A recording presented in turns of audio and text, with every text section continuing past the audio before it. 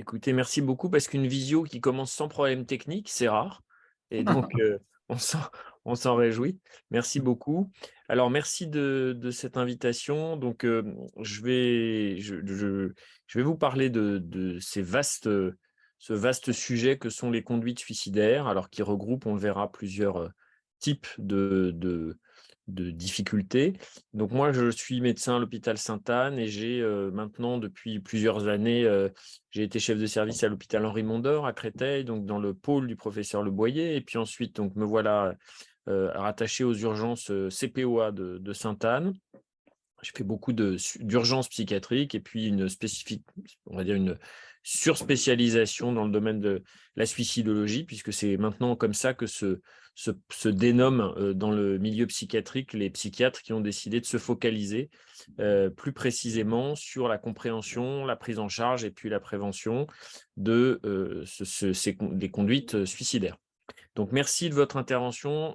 J'essaye de faire le maximum d'interventions sur, ce registre de difficultés rencontrées par, bien trop de patients, afin que ça puisse diffuser le plus possible, dans la population. Bien sûr, dans la population, les patients, leur entourage, les aidants d'une manière générale.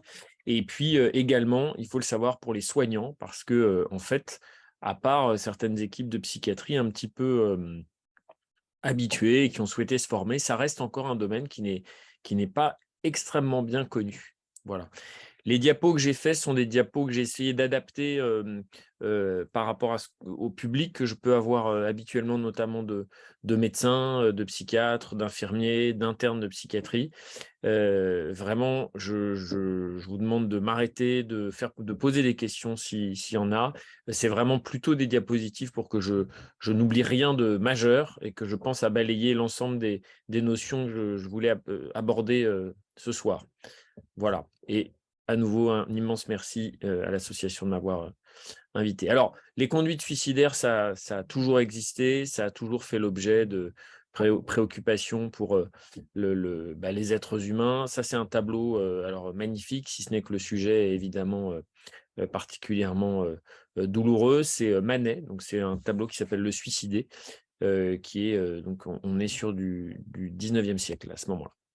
Alors, les grands thèmes, les grands points, les grands axes de, ce topo sur les conduites suicidaires, c'est que, quand on s'occupe de patients susceptibles de présenter, des idées suicidaires, donc ce qu'on appelle une crise suicidaire, il convient à la fois pour les médecins qui vont avoir, et les soignants qui vont avoir à s'occuper de ces situations, mais également pour, l'entourage, d'être très au clair sur non seulement, le de s'affranchir de tout un tas, d'a priori. Et par exemple, on y reviendra, le sujet, autour des tentatives de suicide, des idées suicidaires, est un sujet qui reste encore, totalement, imprégné, d'idées fausses, d'idées a priori, voire, de jugements moraux. Et par exemple, un truc qu'on entend très souvent, c'est, oui, il a fait une tentative de suicide, il n'avait pas le courage d'affronter ses problèmes, par exemple, ce genre de choses. Donc, j'essaierai de vous dire, de vous répéter, de vous convaincre, tous qu'à aucun moment, quand on a à épauler quelqu'un qui a des idées suicidaires, qui a fait une tentative de suicide,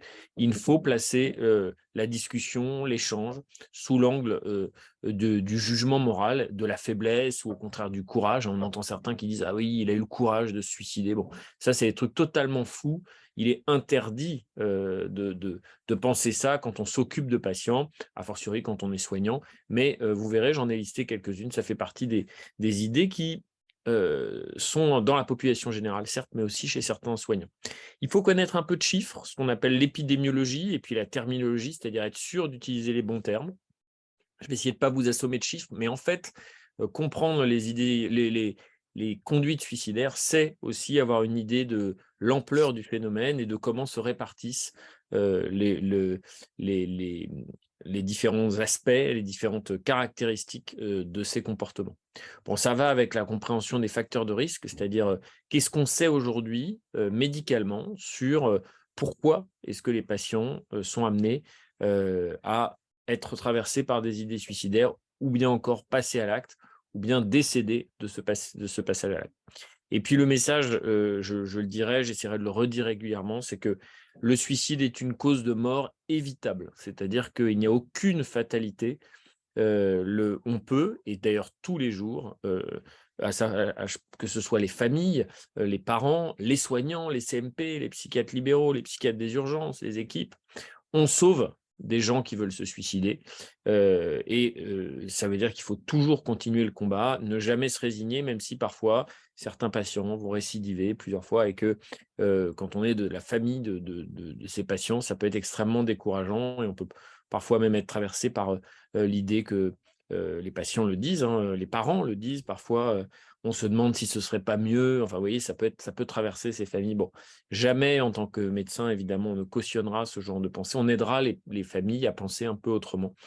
Aucune résignation face au suicide. On peut être mobilisé jusqu'au bout. Et même si on gagne 1 heure, 2 heures, ça peut suffire à renverser une situation et faire passer la crise suicidaire. Alors, la première chose quand on parle suicide, alors peut-être que autour de cette table virtuelle, tout le monde est très au clair là-dessus, mais la question qui me revient souvent dans les conférences ou dans les échanges un peu à bâton rompu que je peux avoir avec des soignants, des familles, encore une fois, tout public, c'est qui sont les médecins, qui sont les équipes pour décider finalement d'empêcher quelqu'un de vouloir se tuer, etc. Vous voyez? Bon. Alors, la question, pour le coup, je commence, vous voyez, mon topo par ça, parce qu'en fait, la médecine a totalement tranché cette question. Alors, à la fois, peut-être que quand on fait des soirées où on discute philosophie et qu'on adopte un positionnement philosophique, il est peut-être possible de discuter de ça. En tout cas, quand on s'occupe de malades, ce qui est mon cas, quand on a des responsabilités soignantes auprès d'une équipe, etc., qu'on épaule des patients qui vont mal, qu'on les accompagne, il est totalement, totalement hors de question de penser comme ça. Et donc, les choses sont très claires. La médecine considère que quand on a envie de se suicider, ce n'est pas une volonté claire, ce n'est pas une envie claire, c'est surtout d'abord le souhait de vouloir arrêter de souffrir. Donc, on ne veut pas se suicider, on veut arrêter de souffrir. Et la seule solution, donc c'est une mauvaise solution à un vrai problème, un bon problème, entre guillemets, un vrai problème existant, qui traverse les patients en ce moment-là, une sensation d'impasse, c'est de vouloir mettre fin à ces jours. Mais on sait que cette crise est passagère. Parfois, elle peut durer, hein, mais c'est jamais un état qui dure toute la vie. Il y a la possibilité d'agir. On viendra un peu sur la prévention tout à l'heure. Le nombre, la grande majorité des patients qui ont pu être traversés par des idées suicidaires et même faire une tentative de suicide vont par la suite nous dire: mais heureusement que vous étiez là, heureusement que vous nous aviez parlé, heureusement que vous m'avez fait hospitaliser, heureusement que vous avez augmenté ce traitement, heureusement que vous avez appelé ma mère que je n'avais pas vue depuis un mois, qui ne savait pas comment j'allais mal, etc. Donc, aujourd'hui, le positionnement, et c'est le fil rouge un peu de toute cette intervention, clairement, on ne choisit pas de vouloir se suicider. On est mal, on souffre atrocement, et la seule solution qui vient à ce moment-là à l'esprit, dans cette situation d'impasse totale, c'est de vouloir se suicider. Donc, on aide ces patients et à aucun moment on ne considère que on peut les laisser décider de se suicider, de se tuer, puisque ils n'ont pas, il y a une forme de trouble du jugement. Ils n'ont pas toute leur tête, parce que je dirais pas ça du tout, mais à un moment donné, la souffrance psychique est telle qu'elle empêche de penser correctement. Voilà. J'en profite pour dire, pour balayer la question qui vient de temps en temps, euh, le thème de ce soir ne concernera pas du tout les situations qui sont improprement appelées suicide assisté, de fin de vie, de réanimation, etc. Ça n'a rien à voir avec les situations dont on parle et pour lesquelles vous êtes là ce soir. Le terme est totalement impropre, donc vraiment, on ne parlera pas du tout de ça. C'est pas les psychiatres qui s'en occupent, c'est pas, c'est pas nous qui gérons ça, et c'est pas du tout le même type de situation. Donc je le redis, le suicide et les tentatives de suicide ne sont pas le résultat d'un choix conscient, d'accord? Il y a, la souffrance fait penser de travers, et donc fait adopter un comportement, comme le suicide ou la tentative de suicide. Il est hors de question de placer l'échange sur le terrain du courage, de la morale. Donc, on ne condamne pas moralement quelqu'un qui a voulu se suicider. C'est une aberration et c'est surtout totalement euh, opposé à la possibilité de l'aider. Quand on condamne quelqu'un moralement, on ne peut pas l'aider, hein. Donc, on ne condamne pas moralement et on ne juge pas sur l'aspect courage ou au contraire lâcheté. La tentative de suicide, les idées suicidaires et le suicide doivent être totalement considérés comme hors champ de ces jugements. Alors, la base de l'épidémiologie, de la compréhension des conduites suicidaires, c'est cette phrase qui peut être un peu choquante, mais qui doit être entendue comme telle. Même si on le verra, il y a des suicides qui ne sont pas reliés à l'existence d'une maladie psychiatrique. C'est quand même le principal pourvoyeur de comportements suicidaires. Et donc, même si ça peut échapper à certains médecins, certains soignants, oui, les maladies psychiatriques, alors on ne meurt pas en infectiologie, on ne meurt pas quand on a une maladie psychiatrique, hein, on meurt de tentatives de suicide notamment. Donc, on peut dire que les maladies psychiatriques sont des maladies mortelles. Dans le monde, ça représente 1 million de décès. Un petit peu moins, mais on est autour de 1 million de décès par an. Donc vous voyez, depuis le début de ce topo, ça en fait déjà pas mal. Et bien sûr, si on considère les tentatives de suicide, je vais revenir sur les définitions, c'est encore plus, puisque heureusement, il y a plus de tentatives de suicide que de suicides.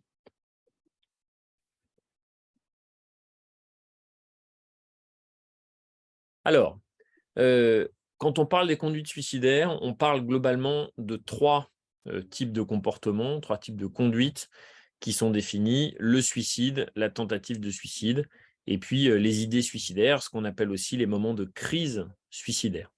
Alors, il est important, de bien préciser les contours, de ces notions. Donc, le suicide, c'est un décès, suite à un acte que le patient, s'inflige dans l'intention de mourir, d'accord? Alors, le suicide évidemment, c'est l'échec du système de santé, hein, l'échec de vous le verrez, la France est un pays dans lequel on se suicide beaucoup, il y a beaucoup de suicides et même si ça baisse ces 20-30 dernières années, ça reste quand même, une cause de mortalité, très élevée. Donc ce qui fait la définition d'un suicide, c'est, une mort qui est arrivée par un geste intentionnel, d'accord? On parlera à ce moment-là de patients, suicidés. Bon, ceux-là, on ne les voit pas dans les hôpitaux, hein. Le c'est la police, les pompiers qui interviennent, donc nous, les psychiatres, on ne les voit plus.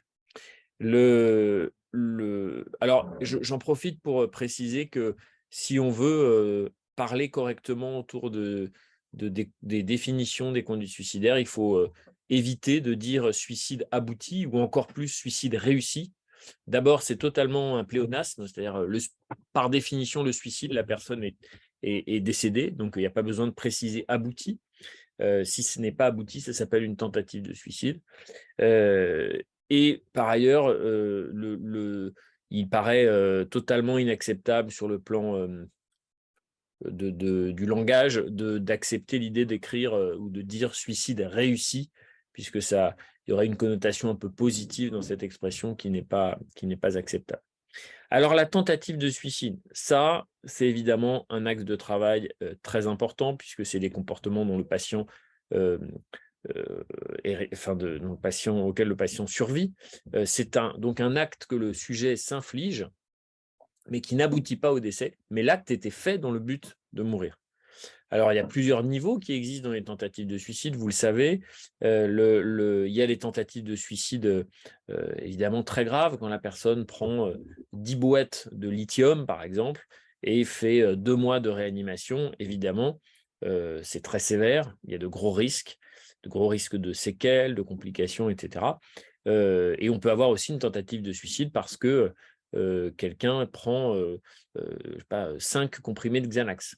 C'est vrai que la définition est très large et regroupe des situations qui sont hyper hétérogènes. Mais pour le moment, c'est comme ça qu'on dénomme. Donc, quand on a devant soi un patient qui a voulu mettre fin à ses jours, mais qui n'est pas décédé, ça s'appelle une tentative de suicide. La seule manière d'ailleurs de le savoir, c'est de demander au patient, c'est-à-dire vous avez pris ces médicaments ou vous vous êtes ouvert les veines dans le but de mourir ou pas. S'il dit oui, eh bien c'est très clairement une tentative de suicide. S'il dit non, ça n'en est pas. Hein. Il y a, on le sait, il y a beaucoup de situations où un patient qui est angoissé, par exemple, peut se faire du mal sans vouloir mourir. C'est le cas, par exemple, des scarifications, ce genre de choses. Le patient s'inflige quelque chose, mais sans vouloir mourir. Certains patients, d'ailleurs, sont tout à fait capables de dire, bah là, je me suis scarifié, mais j'ai jamais voulu mourir. Et là, le même patient, un mois plus tard, peut vous dire, bah, j'ai pris des médicaments, je voulais mourir. Donc, on apprend aux soignants à questionner les patients qui se présentent aux urgences et qui ont pris des médicaments, par exemple. Avant de dire c'est une tentative de suicide, eh bien, il faut questionner le patient sur y avait-il une intentionnalité suicidaire, voulait-il mourir? Voilà. Quand un patient est pris en charge pour une tentative de suicide, on l'appelle patient suicidant. Voilà. Bon, c'est pas indispensable à retenir, mais vous soyez au courant. Et puis, la troisième catégorie de conduite suicidaire, c'est ce qu'on appelle les idées suicidaires. Bon, là, c'est penser de se donner la mort. Alors ça, c'est évidemment encore plus fréquent que les tentatives de suicide. Le suicide, on verra 10 000 cas. Les tentatives de suicide, c'est 300 000. Et les idées suicidaires, on est plutôt autour de 1 million de situations par an. Donc, c'est voilà, des comportements très fréquents. Et le, la crise suicidaire, on y reviendra, c'est un moment de la vie du patient qui est marqué par l'existence d'un risque suicidaire.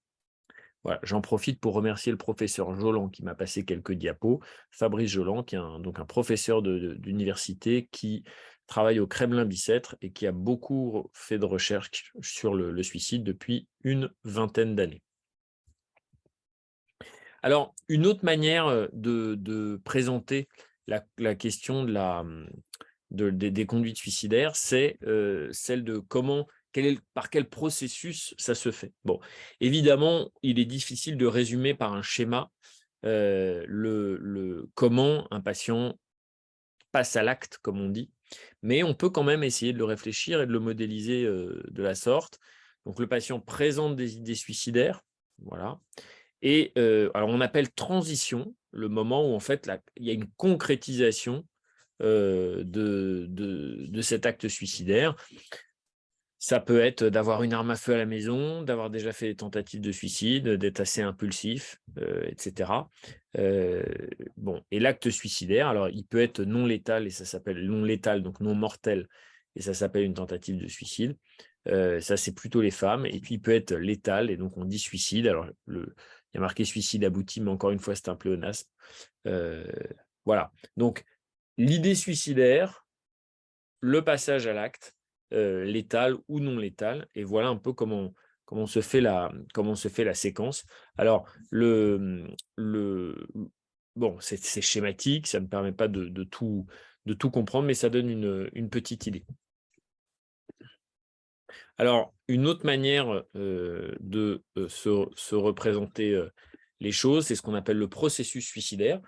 Alors bon, tout ça, c'est des modèles, c'est-à-dire c'est quand les scientifiques essayent de présenter schématiquement un processus humain. Donc, il est évidemment beaucoup plus complexe que ça, mais ça permet quand même de raisonner.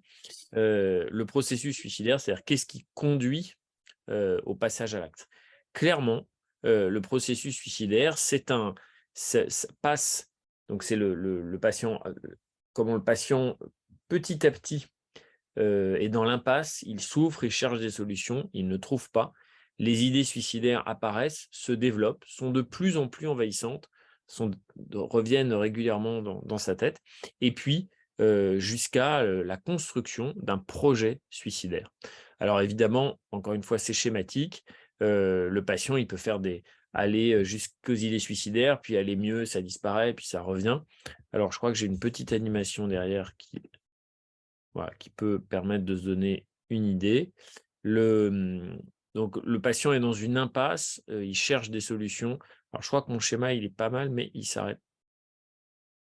Voilà, il s'arrête pas tout seul. Voilà. Donc on a il est dans l'impasse petit à petit, à mesure que les solutions s'amenuisent, eh bien, les idées suicidaires se font de plus en plus envahissantes, le déborde et ça conduit au passage à l'acte. Voilà.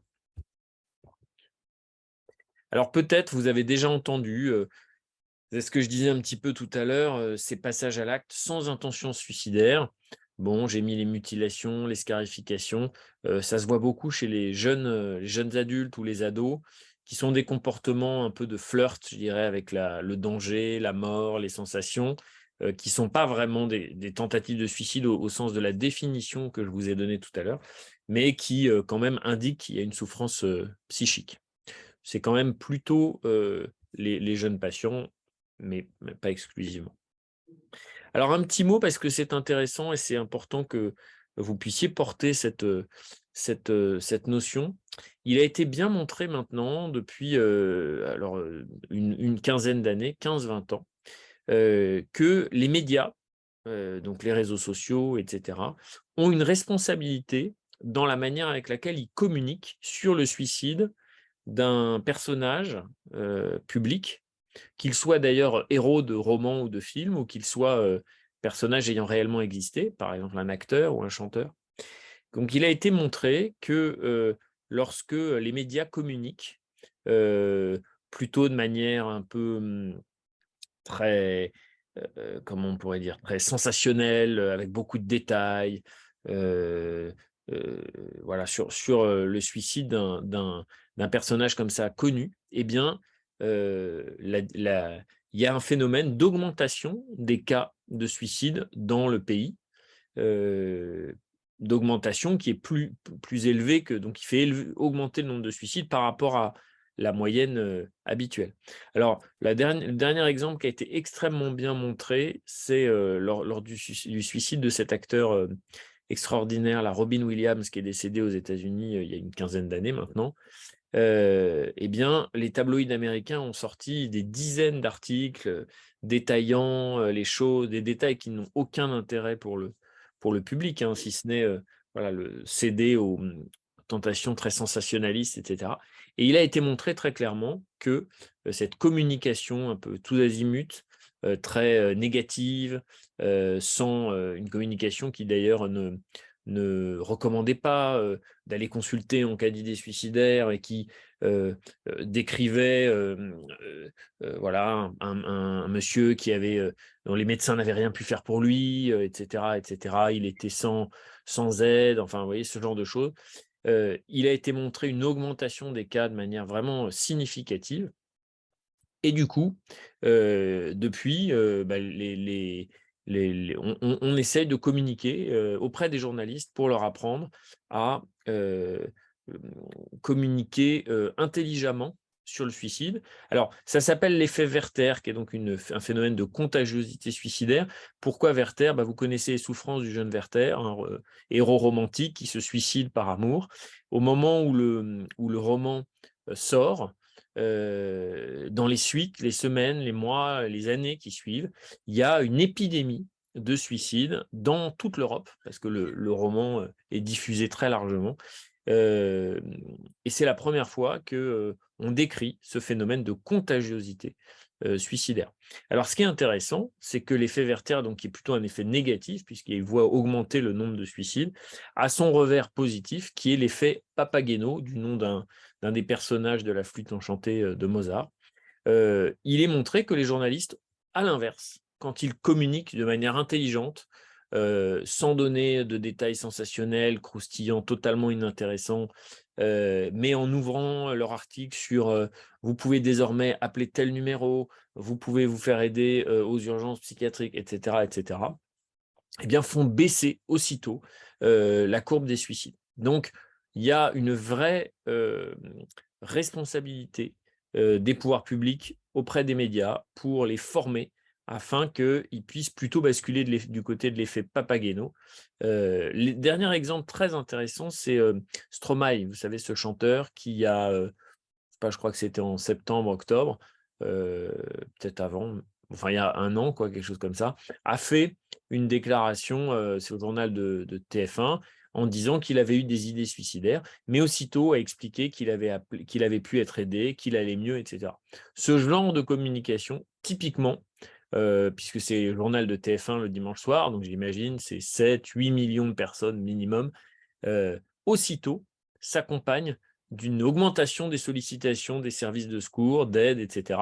Et ça fait baisser les chiffres du fil et le recours aux soins. Donc, vraiment, il y a une responsabilité. Je crois qu'il y a des questions. Non? Alors.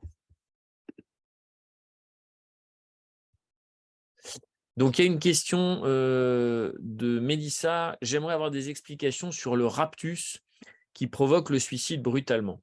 Alors, je n'ai pas d'explication. Le pourquoi, à un moment donné, un patient passe à l'acte, c'est un cumul de facteurs, le niveau d'angoisse, l'intensité des idées suicidaires, etc. Nous ne sommes pas capables d'expliquer très précisément pourquoi la personne passe à l'acte. Alors, ce qu'on appelle raptus, hein, pour que tout le monde soit bien au courant, c'est un moment de poussée anxieuse. Hein. Le raptus, c'est un raptus anxieux, c'est une sorte de crise d'angoisse, d'un pic d'angoisse. Effectivement, c'est un élément, le raptus anxieux, qui peut faire passer à l'acte. Heureusement, tous les raptus anxieux, dans leur grande majorité, ne s'accompagnent pas d'un passage à l'acte. Mais c'est un des éléments qui peut faire basculer une situation fragile.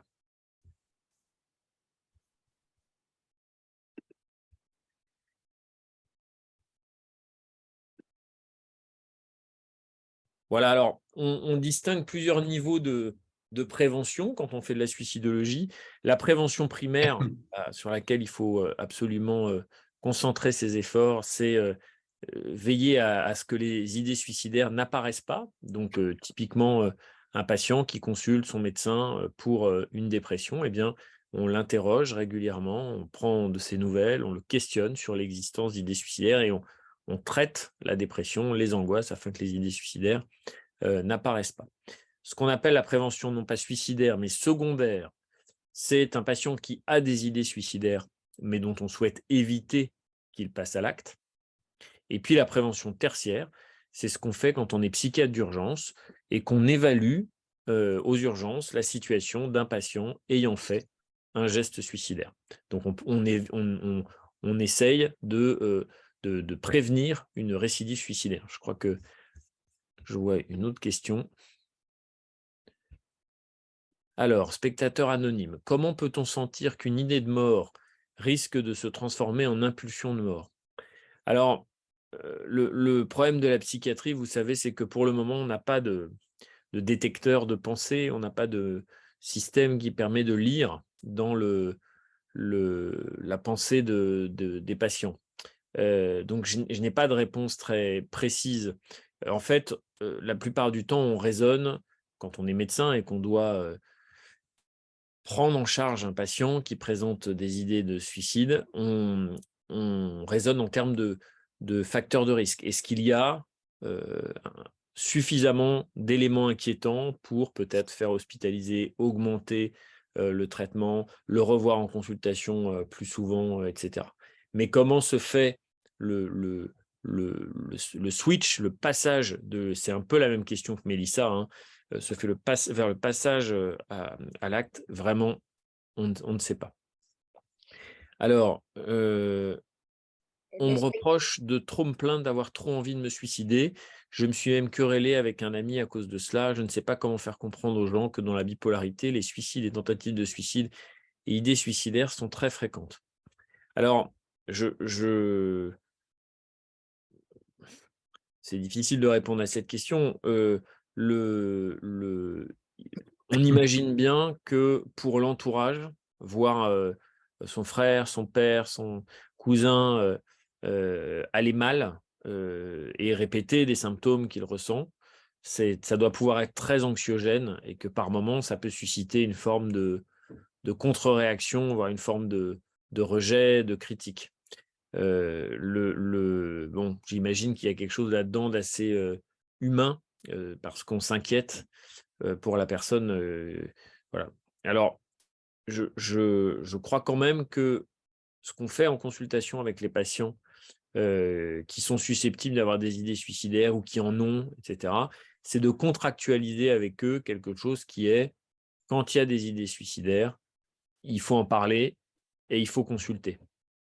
Alors bon, ça, c'est facile à dire, sur, comme ça, de là où je suis, mais c'est quand même ça qu'on travaille avec les patients, c'est de ne pas rester seul avec ces idées suicidaires, mais d'en parler, d'en parler. Alors, c'est pas des idées qui est très simples. On dit plus facilement à, son père ou ses enfants: «J'ai mal au ventre» que j'ai des idées suicidaires, évidemment. C'est pas des idées sont des idées qui sont assez clandestines en général, donc il est difficile d'en parler avec son entourage. Mais malgré tout, ce qu'on demande aux patients dans ces moments-là, ce qu'on contractualise avec eux, c'est quand même un plan de secours. C'est-à-dire que quand, on a des idées suicidaires, et bien, notamment quand les patients au bout d'un certain temps, sont capables de se rendre compte si l'idée suicidaire, elle est très, volatile, si elle vient que par moment ou bien si elle est envahissante en permanence. On apprend aux patients petit à petit à repérer le niveau d'inquiétude, à nous aider à savoir si on est sur, il faut déclencher un plan avec une alerte rouge ou bien, si ça peut passer, heu, tout seul ou moyennant une consultation. Donc le conseil, c'est quand même surtout de ne jamais rester seul avec ça. Donc peut-être que la personne à qui vous en parlez, vous indique qu'elle n'est pas en mesure d'entendre et de recevoir ces informations. Peut-être ça vaut le coup qu'elle rencontre votre psychiatre pour en discuter, parce que vraiment ce qu'on fait maintenant, c'est, bon, bah, voilà, vous rentrez chez vous, la prochaine fois que ça arrive, qui est-ce que vous appelez? Où est-ce que vous vous rendez? Il faut en parler, il ne faut pas rester seul avec vos idées. Oui, on va peut-être, poursuivre et puis on vous en dira les questions après, monsieur, si vous le souhaitez. Tout à fait. Alors les psychiatres sont très bavards, donc vous avez raison. De, Non, non, c'est pas pour ça, c'est pour dire aux spectateurs qu'ils vont pas être frustrés. je Voilà. comprends. Alors, je vérifie, voilà. Bon. Alors, les idées fausses sur le suicide, il y en a plein, plein, plein. Je vous en ai listé un certain nombre parce que si jamais vous aviez à entendre des idées comme ça, eh bien, je vous invite, de manière très affirmée et très, alors délicate quand même, mais quand même en étant sûr de votre bon droit, il y a des messages qu'il faut matraquer, matraquer, matraquer.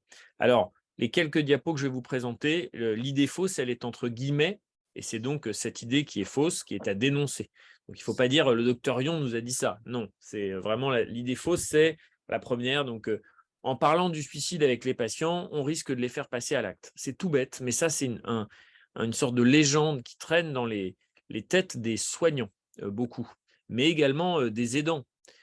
En parlant du suicide avec les patients, on risque de les faire se suicider, comme si on les inspirait, et on leur donnait envie de se suicider. Alors ça, vraiment, c'est totalement, comment dirais-je? Non démontré. C'est même exactement l'inverse, puisque tant qu'on n'a pas de manière de lire dans la tête l'esprit, les pensées des gens, la seule manière qu'on a d'accéder aux infos, c'est d'avoir un climat de confiance suffisant pour que l'info nous arrive. D'accord? Et donc les patients, ils sont seuls avec leurs idées, c'est là où il y a un risque de passage à l'acte, c'est quand ils restent seuls à ruminer. Il faut qu'ils puissent le dire. Donc il faut en parler et on ne va jamais susciter l'envie de se suicider chez quelqu'un en s'occupant de lui.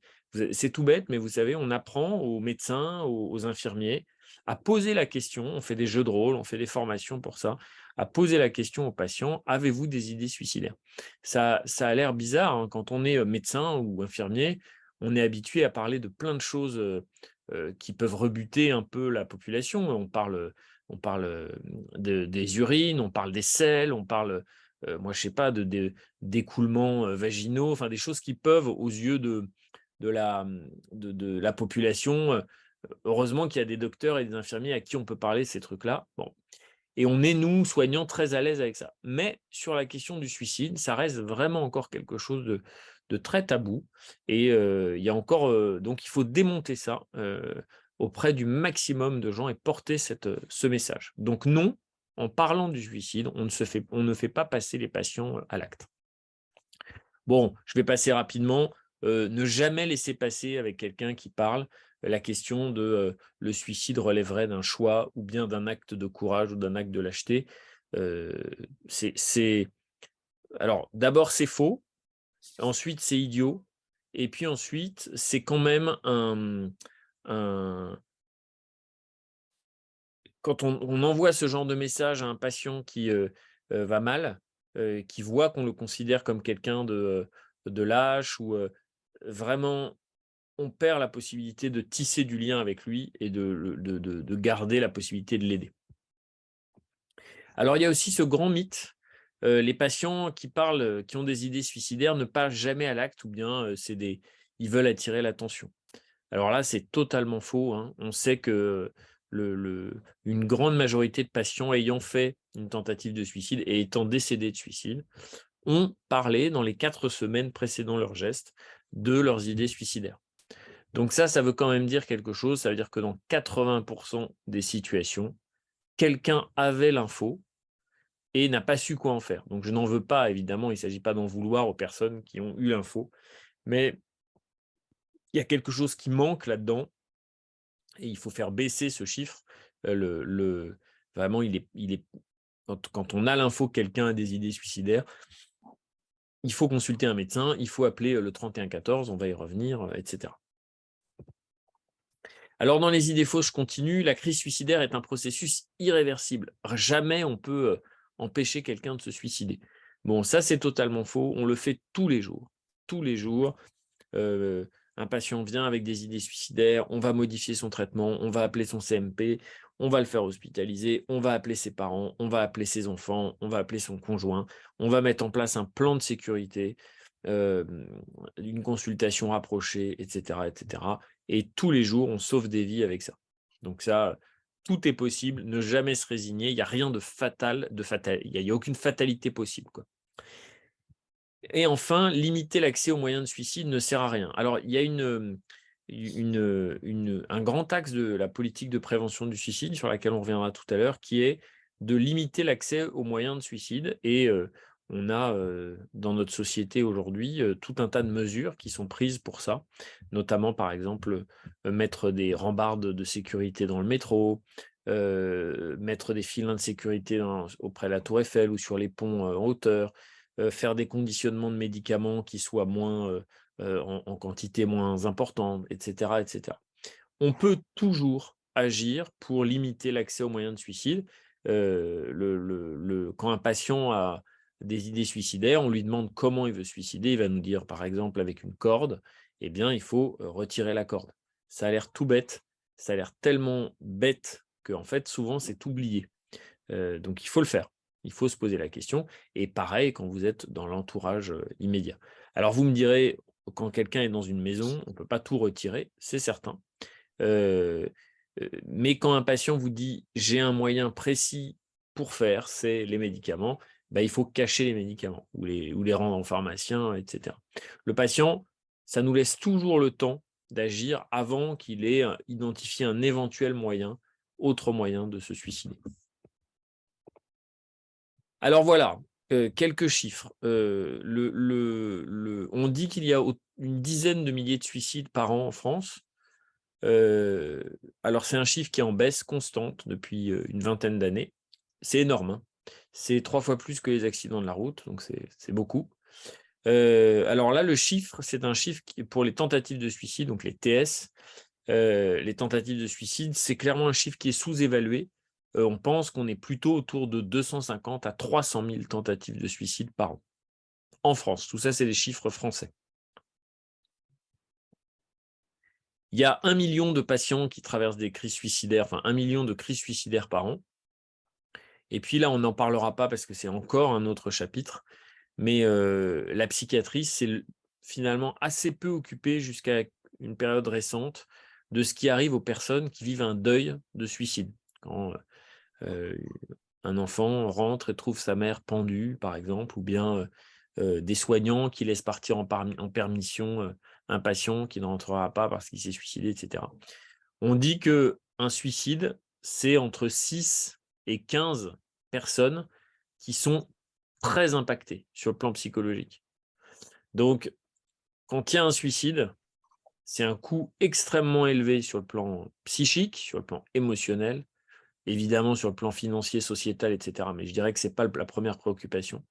Et donc, on est de plus en plus en train de réfléchir et de mettre en place des procédures, des équipes de ce qu'on appelle la postvention, qui consiste à intervenir auprès qui des familles, qui des équipes de soins après le décès par suicide d'un patient. C'est un champ passionnant, totalement passé un peu passé sous les radars pendant tout ce temps, alors que évidemment, et notamment j'imagine que parmi vous, il y en a qui ont perdu des connaissances de suicide, c'est toujours un décès qui ne passe pas comme un décès ordinaire. Alors, si on regarde un peu plus près, le suicide. Alors le suicide, on a dit 10 000 décès par an. Je vous passe sur le fait qu'il est difficile d'avoir des chiffres en temps et en heure pour le suicide en France. On a toujours 5-6 ans de retard minimum pour avoir les chiffres récents. Donc, par exemple, là, je vous ai mis des chiffres de 2009, on en a de 2016, les plus récents, et on est à un peu moins de 10 000, mais on est quand même sur 10 000, autour de la dizaine de milliers. Et plus intéressant, à mon avis, retenir que la France est un pays dans lequel on se suicide beaucoup. Il y a un fort taux de mortalité par suicide. On est à 16 pour 100 000 habitants, ce qui fait de nous, vous voyez, un pays. Alors, on se suicide moins qu'au Japon ou dans les pays type d'Europe de l'Est, type Hongrie, Bulgarie, Roumanie, etc., mais plus que aux États-Unis, par exemple. Et en France, alors je crois que j'ai un diagramme, clairement, il y a une différence entre les pays du Nord et les pays du Sud. Les pays du Nord, type Suède, Norvège, les taux sont très élevés. Et les pays du Sud, Espagne, Grèce, Italie, les taux sont beaucoup plus bas. Alors aussitôt, vous allez me dire, bah, ça doit être le soleil, etc. Évidemment, c'est une hypothèse qui a été testée, mais qui ne rend pas compte en fait de ces disparités d'un pays à l'autre. Alors évidemment, les pays n'ont pas tous le même réseau de recueil des informations épidémiologiques. Vous voyez, par exemple, en France, on a quand même sur le papier un système de soins qui fonctionne encore pas mal. L'accès aux soins, même s'il est très très imparfait, permet quand même à de nombreux patients de se soigner. Et malgré ça, on n'a pas des chiffres très actualisés. Donc, on imagine bien que dans des pays en situation politique ou économique difficile, eh bien, le recueil soit moins informatif. Alors bon, je ne vais pas vous assommer de chiffres. Ce qu'il faut juste voir là-dedans, c'est que globalement, depuis, vous voyez, voilà, début des années 80, donc une quarantaine d'années, eh bien, les chiffres ne font que baisser. Ça, c'est sûr, on se suicide moins qu'avant. Ça reste quand même, vous voyez, 10 000 situations. Quand on pense que sur ces 10 000 décès, eh bien, il y en avait 80% qui ont dit j'ai envie de me suicider dans les 4 semaines qui précèdent. C'est sûr qu'on se dit que le parcours de soins du patient, la circulation de l'information, savoir à quelle porte frapper, etc., est encore quelque chose qui ne fonctionne pas très bien. Alors le suicide, c'est plutôt les hommes. Il faut savoir ça. C'est plutôt les hommes. Et globalement, le pic de suicide, c'est là où il y en a le plus, c'est après 70 ans. Voilà. Ça paraît un peu bizarre. Spontanément, on peut penser que c'est plutôt les jeunes, mais non, les jeunes, c'est plutôt les tentatives de suicide. Et on dit que c'est 30% des suicides qui surviennent après 70 ans.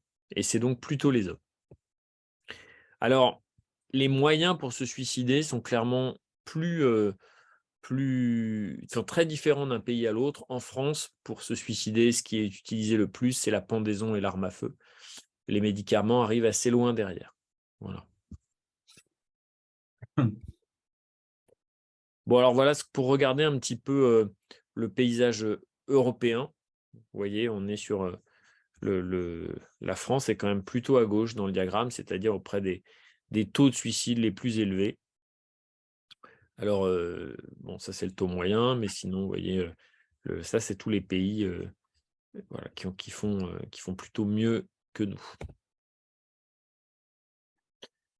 Alors, un petit mot sur les disparités régionales. Vous avez en noir là les régions qui sont les plus touchées par le suicide. Voilà.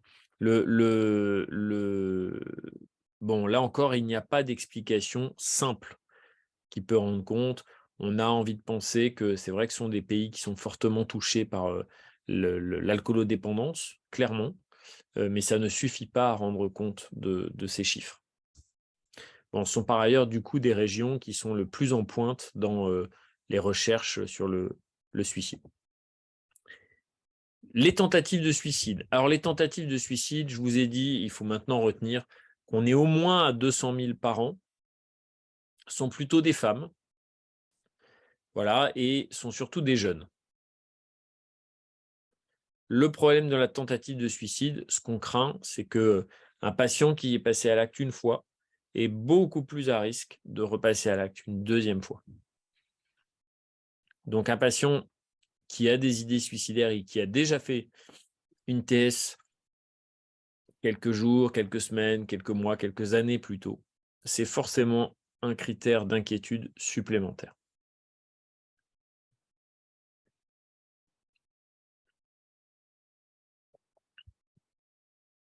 Voilà, les tentatives de suicide, c'est surtout les médicaments, hein, clairement.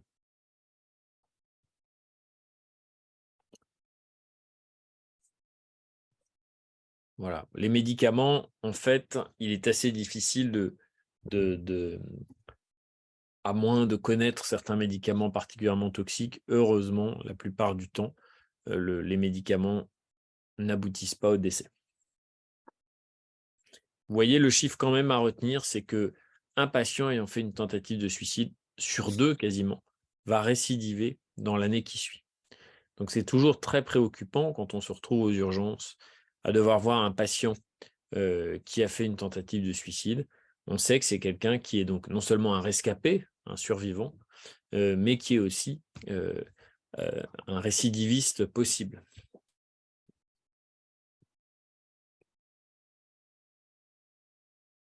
Alors, qu'est-ce qu'on sait du pourquoi des comportements suicidaires? Alors, il est impossible aujourd'hui de comprendre et de rendre compte du pourquoi l'émergence d'un comportement suicidaire chez un patient. On sait quand même qu'il y a un certain nombre de facteurs de risque qui interviennent. On parle de phénomènes multifactoriels, c'est le pourquoi de cette marguerite, c'est-à-dire qu'il y a plein de choses qui interviennent et qui augmentent le risque de tentative de suicide et de suicide. Alors, je commencerai par la question des pathologies psychiatriques, ce qui est au-dessus, là, tout au-dessus.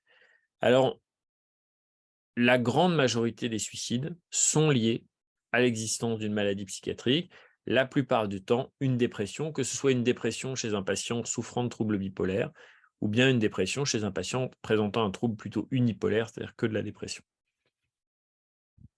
Après, les autres maladies qui occasionnent de nombreuses tentatives de suicide, c'est les addictions, ce qu'on appelle les troubles de la personnalité, les personnalités pathologiques, et la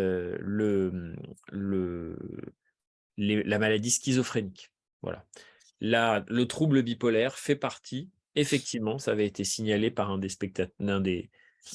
spectateurs anonymes, le trouble bipolaire est une maladie dans laquelle les conduites suicidaires, idées suicidaires, tentatives de suicide et suicide sont effectivement fréquentes.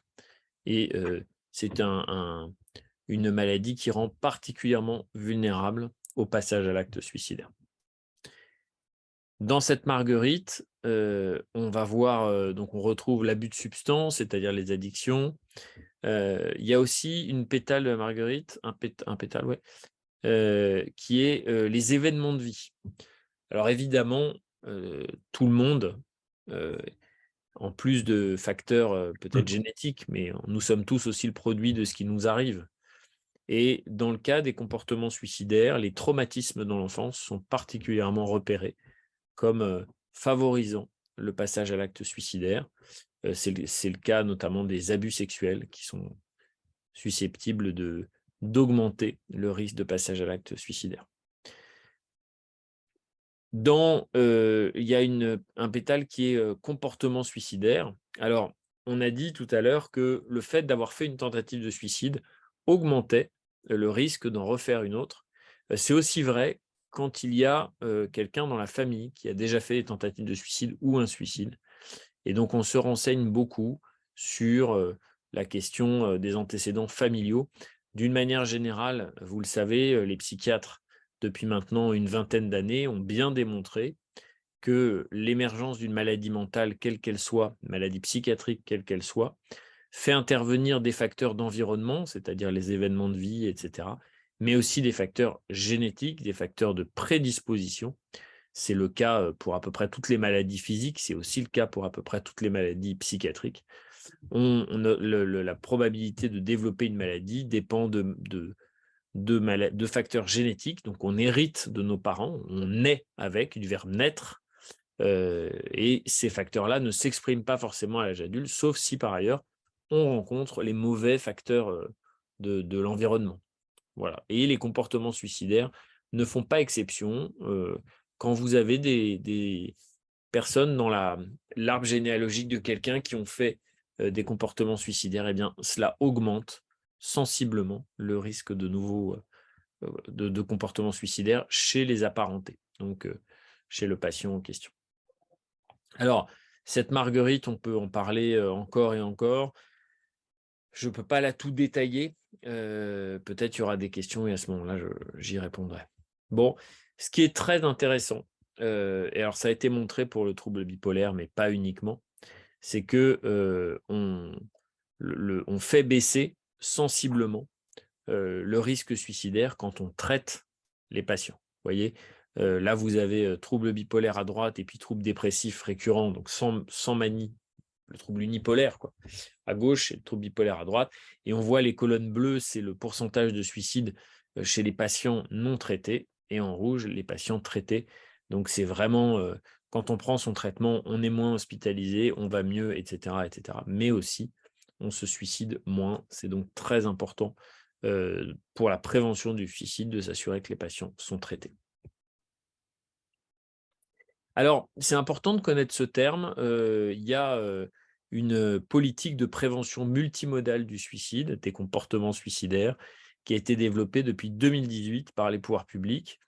Alors évidemment, c'est toujours étrange de vous présenter cette prévention multimodale du suicide qui est très ambitieuse, c'est très intéressante, alors que vous, nous, on sait bien qu'en ce moment, le secteur psychiatrique, l'hôpital public, notamment le secteur psychiatrique va mal, les médecins partent, les infirmiers partent, les lits ferment à tour de bras. Donc c'est vrai que peut-être une des premières lignes de la prévention multimodale du suicide, ce serait d'avoir un système de soins en forme. Bon, là, on n'en prend pas tellement le chemin. Bon, parenthèse fermée. Alors, quelles sont les mesures énoncées? Bah, globalement, alors d'abord, c'est un peu flou le premier chapitre.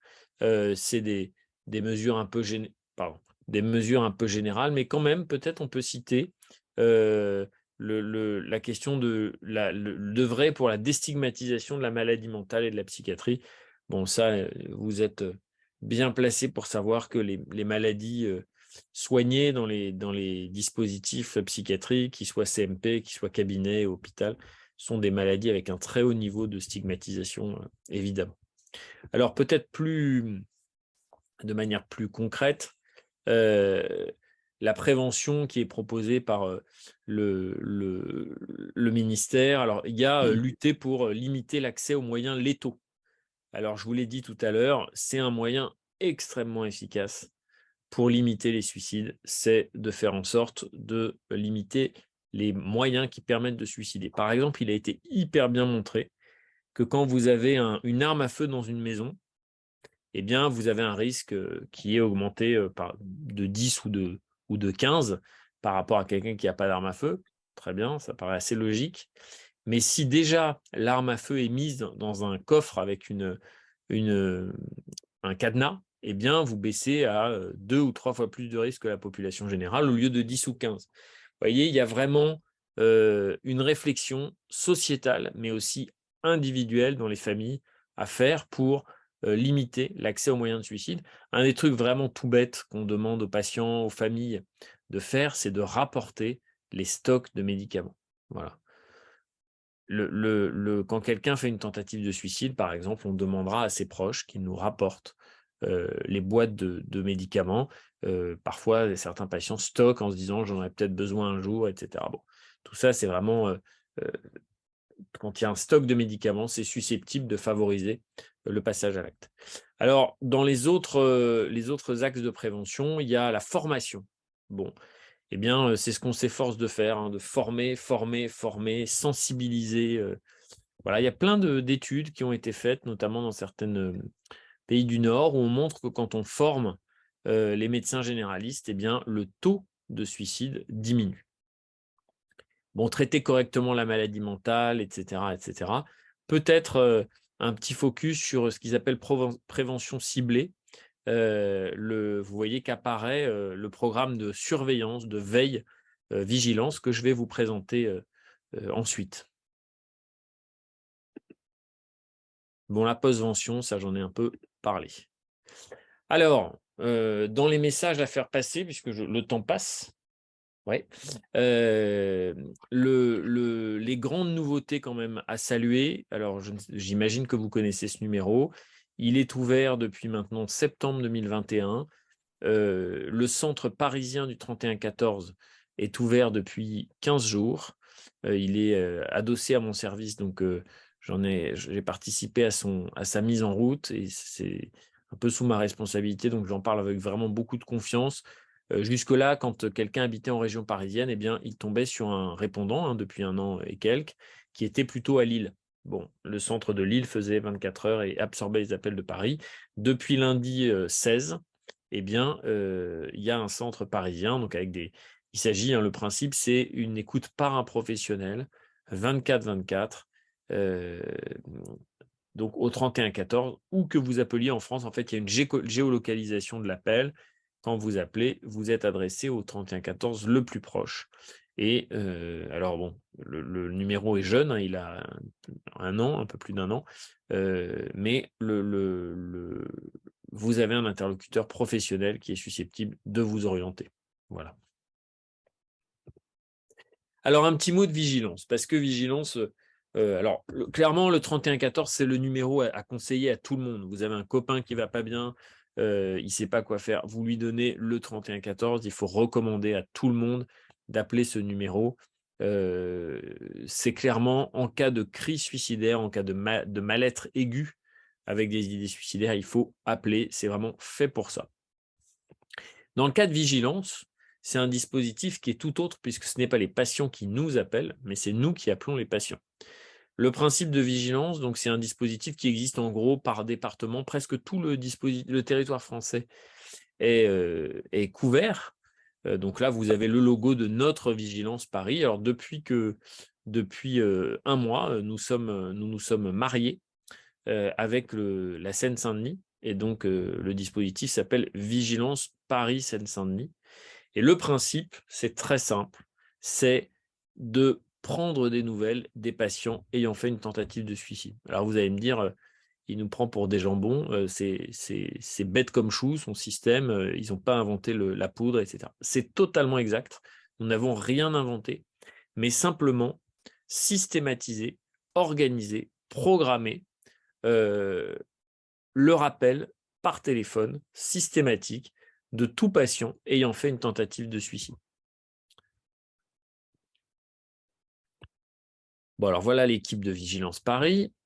Donc, tout patient ayant fait une tentative de suicide nous est signalé par un soignant de la structure qu'il a pris en charge. Si c'est aux urgences, si c'est dans un CMP, si c'est dans un service de réanimation, etc. Le patient, quel que soit son devenir, qu'il soit hospitalisé en psychiatrie, qu'il rentre chez lui, va être rappelé.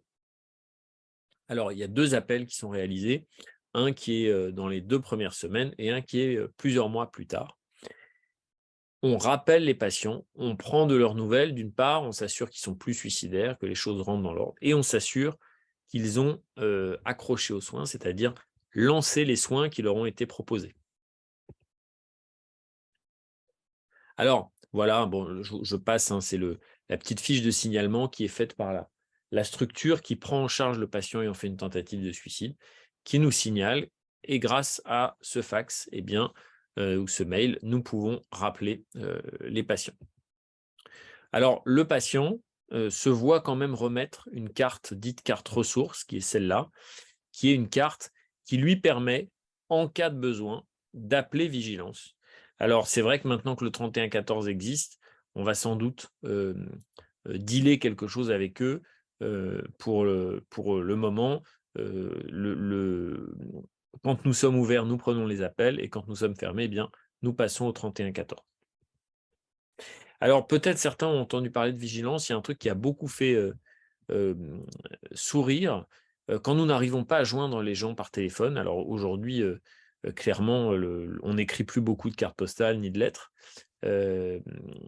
hors usage professionnel, mais avec vigilance, eh bien, le dispositif prévoit qu'en cas de non-réponse au coup de fil, eh bien, on prend des nouvelles des patients via un support donc de cartes postales, qui sont des cartes postales dont le texte est rempli de manière très bienveillante et semi-personnalisée, on va dire. Et on envoie donc une carte postale par mois pendant allez, 4 à 5 mois.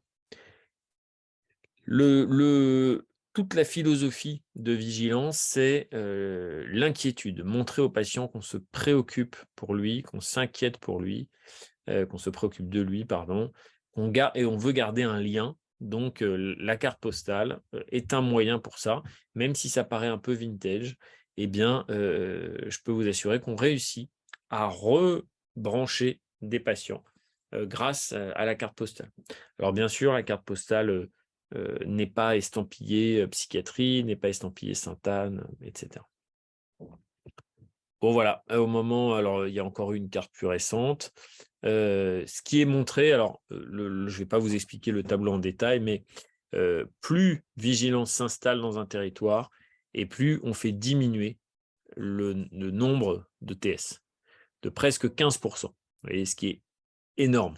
Vous imaginez que s'il y a 300 000 TS par an en France, si vous faites 15%, c'est quand même déjà ça d'éviter. Alors, pour conclure, je vous laisse ce camarade efficace et philosophe pour conclure. Ce qu'il faut bien retenir concernant les conduites suicidaires, c'est que on parle de comportements extrêmement fréquents, qui peuvent concerner n'importe qui ne doivent en aucun cas mobiliser chez l'entourage et les soignants de jugements moraux, d'a priori négatifs, de stigmatisation. La tentative de suicide, le suicide ne sont jamais des choix conscients, pleinement conscients en tout cas. C'est la souffrance qui aliène la volonté de la personne et qui fait qu'au bout d'un moment, acculé, on a vu le processus suicidaire, acculé, il peut être amené à vouloir mettre fin à ses jours. Mais en aucun cas, il ne s'agit d'une question de courage ou de lâcheté. Vous retenez qu'il y a 10 000 suicides par an et pas loin de 250 300 000 tentatives de suicide par an en France. Voilà, que la grande majorité de ces comportements sont liés à l'existence d'une maladie psychiatrique et que la politique de prévention du suicide peut agir sur plusieurs axes, notamment limiter l'accès aux moyens du suicide, former les médecins, mettre en place des dispositifs comme vigilance et le 31-14. Voilà, et je vais mettre en fond d'écran peut-être pendant les questions ce numéro. Merci beaucoup, Monsieur Lyon. C'est très intéressant, très, très intéressant. Alors, quelques questions. Alors, comme là, il y a une spectatrice, Catherine Durand-Munier, là, qui a posé la question dès le début. Peut-on aborder le thème des pères aidants? Bon, il y a beaucoup de pères aidants en santé mentale, notamment dans les troubles bipolaires. Et puis, nous considérons comme des pères aidants, puisqu'on fait des groupes de parole et tout ça. Et est-ce que vous avez une connaissance particulière de ce sujet, du Alors, suicide chez les pères aidants? Je suppose que c'est ce que voulait dire Catherine.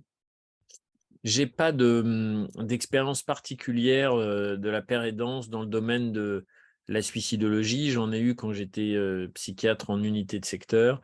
C'est la la prise en charge, l'accompagnement de patients susceptibles de faire un passage à l'acte, doit reposer sur la mobilisation du plus grand nombre, des structures de soins, des partenaires que sont les pères aidants, qui peuvent aussi être de bons conseils dans ces moments-là.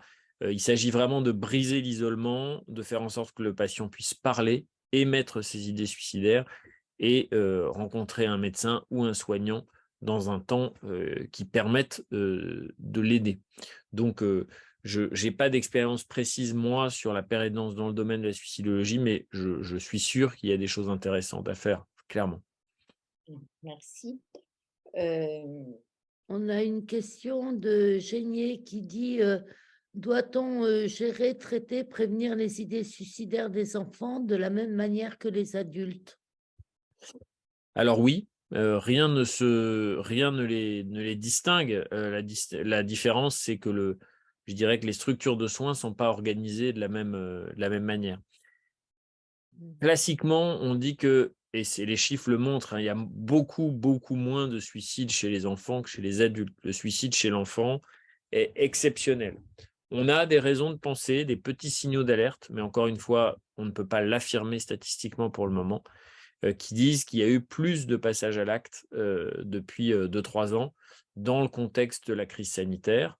Ça a été montré sur quelques services d'urgence, notamment pédopsychiatriques, mais il faudra attendre un certain temps avant d'avoir des chiffres généraux pour pouvoir généraliser tout ça.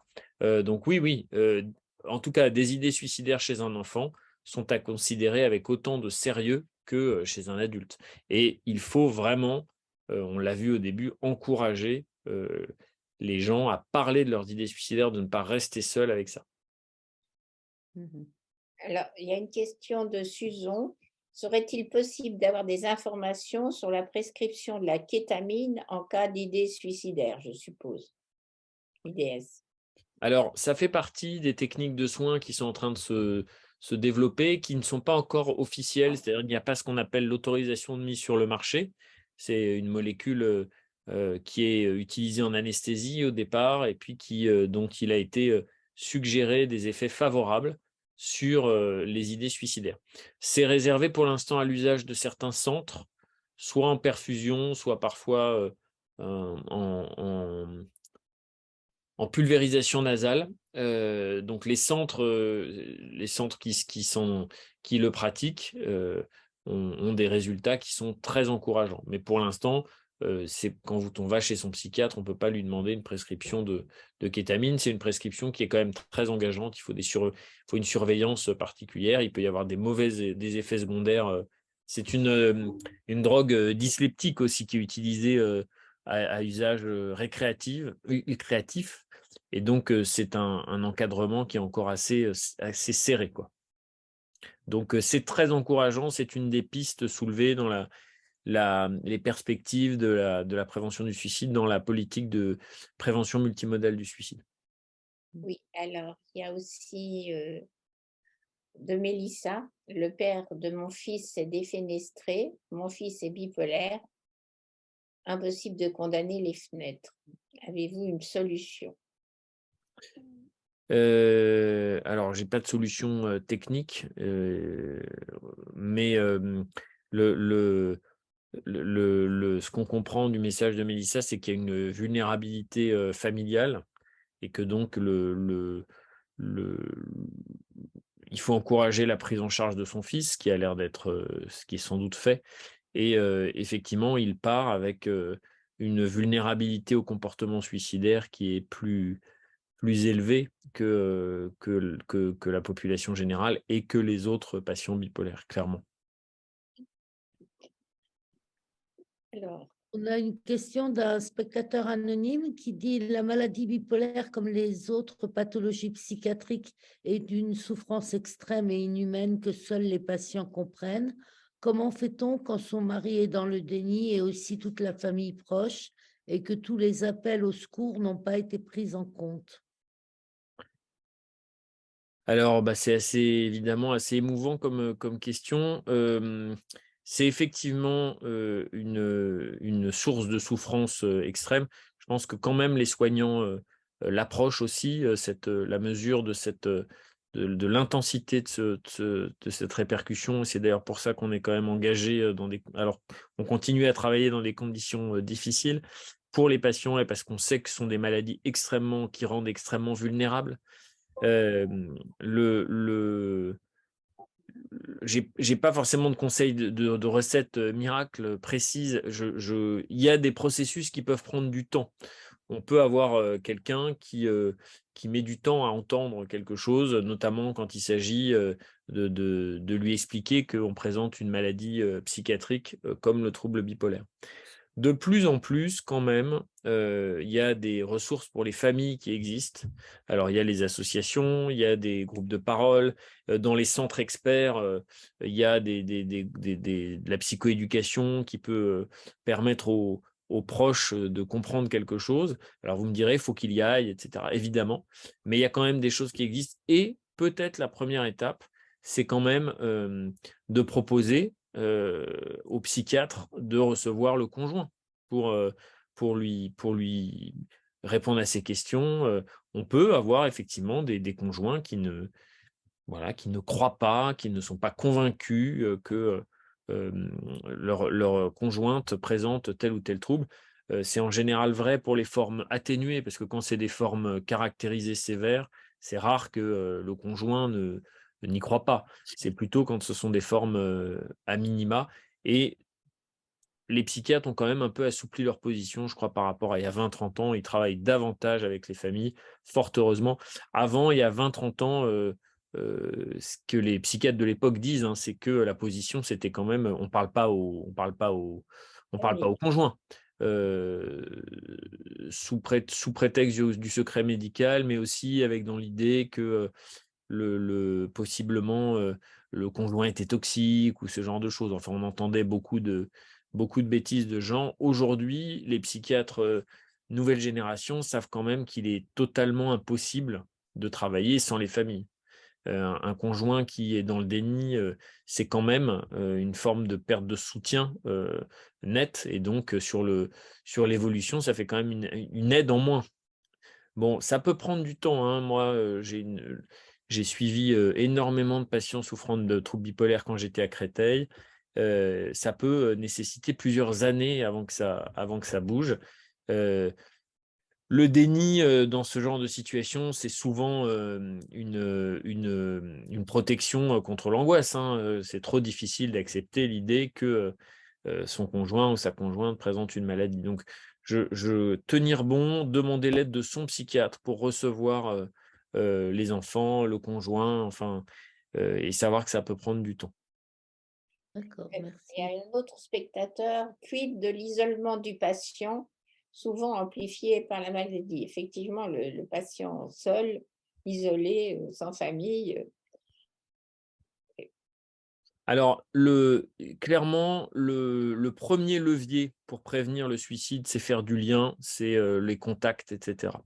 C'est pour ça que les dispositifs comme le 3114 existent. C'est pour ça que les dispositifs comme Vigilance existent. Il s'agit d'aider le patient à avoir toujours un recours possible, y compris quand sa maladie l'a contraint de s'isoler. C'est rarement un choix volontaire de s'isoler quand même. C'est souvent le produit de la maladie, peur du regard des autres, pas d'argent, un physique qui ne plaît pas, enfin, une mauvaise image de soi, enfin voilà, etc. Donc tout ce qui permet de briser l'isolement, de créer du lien, et moi je crois beaucoup aux dispositifs téléphoniques. Alors, je dis pas du tout que le téléphone va remplacer une consultation psychiatrique, ça n'arrivera jamais. Mais clairement, aujourd'hui, les consultations psychiatriques, ça peut être dur à obtenir, y compris quand on est déjà suivi. Et s'il y a un lien par téléphone, parce que le 3114, comme Vigilance, on rappelle les gens quand ils vont mal. C'est-à-dire qu'on peut avoir les patients 2 fois, 3 fois par semaine au téléphone pour les garder en contact. Donc, c'est un truc de plus qui est moins contraignant que d'aller au CMP, qui est gratuit et qui est un conseil professionnel par téléphone. Donc, je recommande. C'est un aspect de la réponse. Je me permets d'intervenir à ce sujet. Récemment, à titre personnel, en dehors de l'association, j'ai été approchée parce qu'une personne avait programmé un suicide entre le 25 décembre et une personne qui, par ailleurs, n'avait pas de pathologie particulière psychiatrique, sauf, sauf une maladie en rémission, une maladie grave en rémission. Et nous, nous avons, la famille, les enfants ont appelé le 31 14 parce qu'en fait, ils avaient appris de façon détournée, comme vous le disiez, que cette personne avait des idées suicidaires. Et cette personne, ils ont suivi leurs conseils, ils ont fait tout ce qui avait été dit. Cette personne a vu un psychiatre et cette personne a été prise en charge très correctement. Et ça s'est passé dans un délai extrêmement idéal, si vous voulez. Voilà. C'était juste pour témoigner de ça parce que personnellement non plus, je ne connaissais pas le dispositif. C'est très important votre témoignage. Alors il y en a plein d'autres évidemment. Le 31 14, c'est une centaine d'appels par jour, hein, sur toute la France. C'est donc un dispositif qui va continuer à monter en puissance sans doute encore.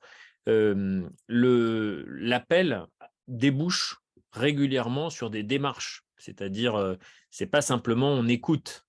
On écoute, on évalue, on fait un devis quoi de la situation et ensuite on va contacter le CMP, le service d'urgence à côté, éventuellement le SAMU, si nécessaire. C'est rare, mais ça arrive. Et en tout cas, il y a une forme de c'est un dispositif qui se veut très réactif, très proactif, comme on dit maintenant. C'est-à-dire que, on ne dit pas simplement aux patients: «Appelez votre CMP, voilà le numéro». Ça, on sait que ça marche pas très bien. La démarche est accompagnée, le plus possible. Donc, du lien, du lien, du lien. Et ils répondent aux proches aussi, c'est ça qui est Oui. important aussi, parce Oui, que c'est souvent le proche qui, dans ces cas-là, est alerté et ne sait pas quoi faire. il y a à peu près un appel sur 5 qui est, par quelqu'un qui appelle pour quelqu'un d'autre. Donc, oui, oui, c'est très, très, enfin, c'est la communication, c'est vraiment pour le patient lui-même, mais également ses proches qui auraient besoin d'aide. Mmh. Merci. Blandine? Oui, il y a Inès qui nous demande quelle est la maladie psychiatrique ayant le plus fort taux de suicide. Alors la maladie psychiatrique avec le plus fort taux de suicide, c'est l'anorexie mentale. Mmh. Alors bon, c'est plus «anecdotique» entre guillemets parce que c'est pas une maladie très fréquente, l'anorexie mentale. Mais, c'est là où le risque de passage à l'acte suicidaire, de suicide, est vraiment le plus élevé. D'accord, merci. Je suis en train de... je vois plus de questions. Eliane, tu as encore des... Ah, alors, bon, Marie nous pose cette question, donc je vous la transmets. Est-ce que le processus suicidaire d'une personne en trouble bipolaire, qui elle est en déni de son trouble, peut aussi basculer en tentative de meurtre dans l'entourage? Alors je suis désolé, j'ai pas bien compris la Oui, la ques je enfin, est-ce que le processus suicidaire d'une personne qui souffre d'un trouble bipolaire et en déni de son trouble peut basculer, je suppose, peut se transformer en tentative de meurtre dans l'entourage? Voilà, je pense que c'est une inquiétude d'une proche vis-à-vis de son patient bipolaire dans le déni, c'est ce que je comprends. Est-ce que alors le bon, ça me peut voilà. en la matière, alors on peut rien, n'exclure totalement. Le risque de passage à l'acte sur autrui, la dangerosité pour autrui, elle est quand même, minime. En psychiatrie, la plupart du temps, les gens sont surtout très vulnérables, les patients sont surtout très vulnérables pour eux-mêmes. Donc je ne peux pas dire que c'est le risque zéro, mais on est quand même sur des passages à l'acte qui sont rares. Voilà, c'est un peu le donc voilà, évidemment, cette dangerosité psychiatrique, elle est plus importante quand le patient, n'est pas soigné, ne prend pas de traitement et prend des substances psychoactives. Ça, c'est sûr que qu'on souffre d'une schizophrénie, qu'on souffre d'un trouble bipolaire, eh bien, ce sont des facteurs de dangerosité, clairement. Oui, il m'a semblé quand vous avez montré, les cartes de la Bretagne et les Hauts-de-France, où vous dites qu'il y a une forte taux de suicide, ce dont ou de tentative, je ne sais plus, peut-être les 2. Est-ce que ça ne s'est pas superposé avec, un peu des déserts, médicaux notamment? Ces espaces sont souvent dénués de psychiatres. Alors, c'est un des aspects de la réponse, ainsi que je le disais avec l'alcoolodépendance, mais ça ne rend pas totalement compte de la disparité. Il y a aussi un tissu socio-économique qui est très défavorisé, notamment dans le Nord, dans certaines régions de la Bretagne. Donc, c'est une explication qui n'est pas du tout univoque. Il y a vraiment, bon, on n'est pas capable de rendre bien compte de ces disparités régionales. Mmh. Est-ce que vous avez tu as d'autres questions, Non, Marie? j'ai pas d'autres questions, mais j'en avais une sur votre dispositif vigilance. Moi, je trouve ça assez extraordinaire de faire un suivi comme ça de patients.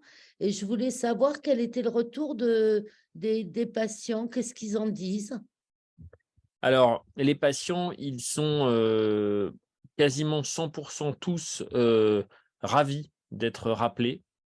La plupart du temps, quand le dispositif leur est présenté, ils sont aux urgences, ils se souviennent pas très bien de ce qui leur a été dit. Ils gardent dans leur poche la carte, mais ils se souviennent pas très bien à cause des médicaments, à cause du fait que le tumulte des urgences et cetera. Mais le fait d'être contacté, le fameux aller vers, que des soignants se préoccupent de leur santé, c'est quelque chose qui est, d'abord, qui certains médecins ou certaines équipes de CMP le font, hein, évidemment, mais c'est quand même pas le plus fréquent et ils sont, très touchés, et il y a ça tisse un lien, très fort avec ces patients. Le fait d'aller et de leur proposer de les rappeler. Alors ce sont vraiment des appels, donc ce sont des infirmiers, à Vigilance, Paris, 93 là qui sont des infirmiers, rompus à l'exercice de l'évaluation de crise et donc je dirais que l'appel, il a un peu 3 axes. C'est, évidemment: «Comment allez-vous?» «Est-ce qu'il y a encore des idées suicidaires?» et cetera. C'est aussi, «Est-ce que vous avez bien, honoré votre rendez-vous au CMP? Non? Écoutez, on va vous aider, donnez-moi le numéro du CMP, je vais les appeler, vous êtes d'accord? Je vous rappelle derrière. Mhm. Et puis si vous en êtes d'accord, comme ça a pas l'air d'aller terrible, on vous rappelle après-demain», et cetera. Donc même si le dispositif vigilance sur le papier, l'algorithme prévoit 2 appels, un au début et un à la fin, donc un dans le premier mois et un le 6e mois, eh bien, en fait, un patient sur 2 va bénéficier d'appels, supplémentaires, un certain temps, le temps que la situation soit stabilisée et l'accueil est, je vous dis, c'est humainement, c'est très fort ce qui se passe.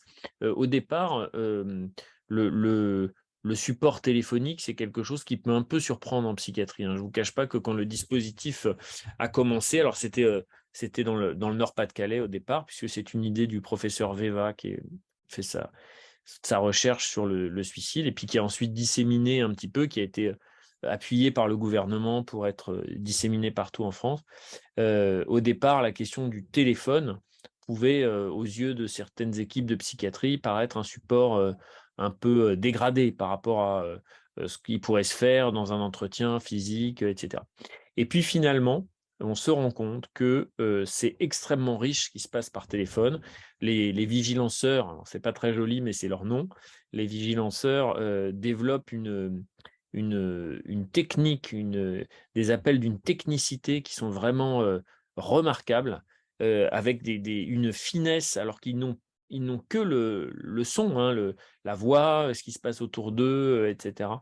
Et oui, je vous dis à part, quelques situations qui se comptent sur les doigts d'une main, en 2 ans et demi, l'accueil a toujours été très favorable. Mhm. Merci, merci pour Il y a ces... d'autres questions qui sont arrivées là. Oui.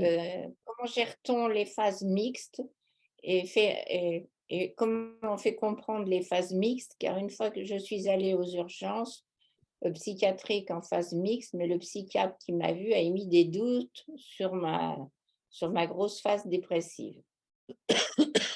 Bah, C'est un peu alors, spécialisé. le, le, le, le trouble bipolaire, vous le savez, est encore une maladie qui n'est pas extrêmement bien connue, hein, par les psychiatres. Ses subtilités, en particulier, on parle des phases mixtes là, mais les troubles bipolaires de forme un peu atténuée, ce qu'on appelait les troubles bipolaires de type 2, donc ceux qui peuvent passer inaperçus, etc.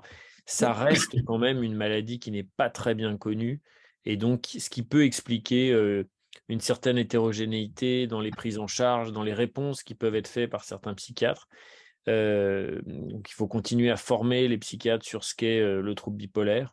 J'ai pas tellement de, de, de recommandations plus précises à faire. Une phase mixte, c'est toujours quelque chose qui, quand elle est repérée comme un état d'inquiétude, notamment à cause du risque suicidaire. Le, Ça ne m'étonne pas qu'un psychiatre ait pu passer à côté. D'abord, la psychiatrie, c'est quand même une spécialité compliquée, hein, même quand on est bien formé, etc. Donc, je ne taperai pas sur le collègue. Il y a parfois, on se pose la question, la différence entre une crise d'angoisse, un état mixte. Ça a l'air comme ça sur le papier très différent. En réalité, euh, quand on ne connaît pas le patient et quand on le voit une fois, eh bien, ça peut être un peu trompeur. Il y a des masques trompeurs à ce trouble. Donc, je ne sais pas tellement comment répondre à notre spectateur anonyme autrement que comme ça. Oui, j'en ai une autre. C'est des compliments. Je suis partagée par le monde de la psychiatrie, car je sais que ce n'est pas une science exacte, mais il y a de nombreux psychiatres qui ne décèlent pas et qui n'ont pas d'empathie. C'est dangereux. Heureusement qu'il y a des psychiatres comme vous. J'ai eu une errance médicale pendant 10 ans avec peu d'informations par les psychiatres. Ça méritait quand même d'être cité. Voilà, c'est un spectateur anonyme. Encore une question, je crois, Blandine. Oui, j'ai une question. Bonsoir, je suis bipolaire. Dès que je rentre dans les phases dépressives, j'ai toujours des idées suicidaires très intenses, jamais une dépression seule. Est-ce que la kétamine pourrait m'aider? Si oui, dans quel hôpital en région parisienne l'obtenir? Alors, j'imagine que oui. Moi, je suis pas un grand spécialiste de la kétamine, mais j'imagine que oui. Globalement, les centres hospitalo-universitaires de la région parisienne sont équipés pour bon nombre du- de cette technicité, de cette drogue, enfin, entre guillemets, de cette substance, cette drogue anesthésiante.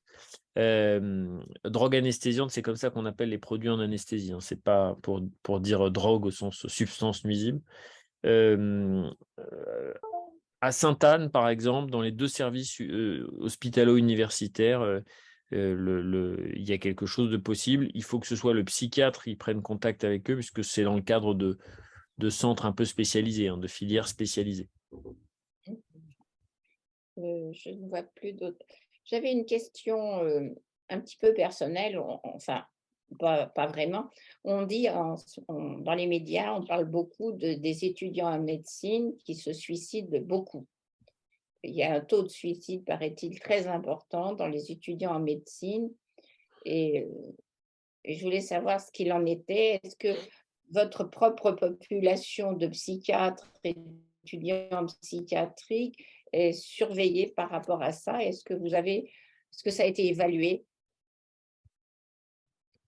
Alors, globalement, quand on fait de la suicidologie, on apprend qu'il y a des populations, des sous-groupes de populations à risque.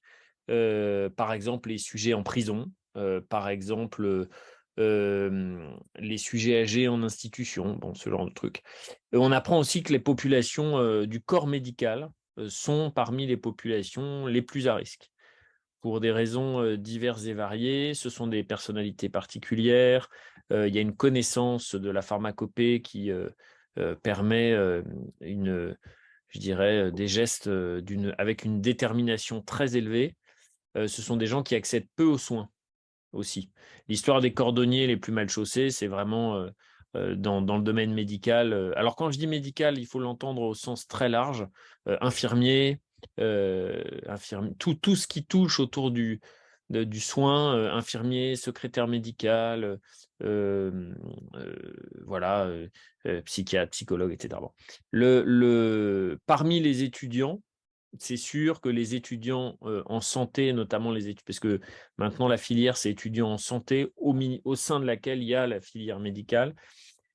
Parmi les étudiants en santé font partie de ceux qui présentent le plus de conduites suicidaires, et parmi ceux-là, très clairement, les étudiants en médecine sont devant.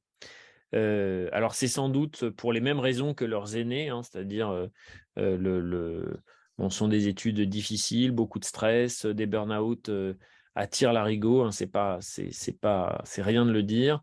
Des recours aux substances psychoactives pour tenter de colmater tout ça. La consommation de substances psychoactives chez nos étudiants est dramatique. Donc depuis 7-8 ans, les hôpitaux, les facs se dotent de filières un peu spécialisées pour repérer et accueillir, parce qu'un médecin ou un étudiant en médecine, quand vous lui dites qu'il faut aller consulter, il n'y va pas. Donc il faut quelque chose qui soit tout de suite sur place, dans un délai extrêmement court, non stigmatisant, donc ça demande beaucoup de choses. Mais oui, ça a été évalué, c'est une catastrophe. Tout est à faire pour permettre l'accès aux soins de ces étudiants.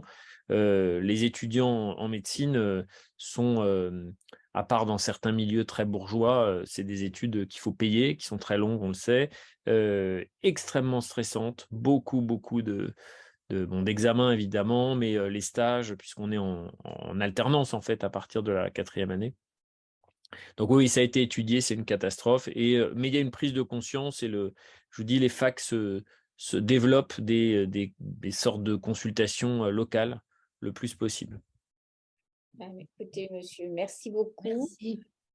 Je pense que nous allons diffuser le plus possible. Si vous avez une plaquette éventuellement à nous fournir ou pour le 3114 ou pour le dispositif vigilance, on se fera un plaisir, un devoir de le donner à tous nos adhérents et à tous ceux qui nous écoutent. Voilà. Très bien. Et il Je faudra vous aussi qu'on le mette, juste pour, comment dirais-je, te compléter, Eliane, qu'on le mette sur notre site internet. Oui, bien sûr, bien sûr. Ouais. Bien sûr. Oui, je vous encourage à le faire parce que c'est vraiment, pour le coup, un numéro universel qu'on peut. C'est quand même ce qu'on attendait en psychiatrie depuis très très longtemps, un numéro d'accès aux soins en cas d'urgence que tout le monde peut composer, quel que soit son âge, sa région, etc. Donc oui, je vous recommande le plus possible. Ok. Merci beaucoup, monsieur. Merci beaucoup. Merci infiniment de votre intérêt, merci de votre confiance. Au revoir. Merci, docteur. Au revoir. Au revoir.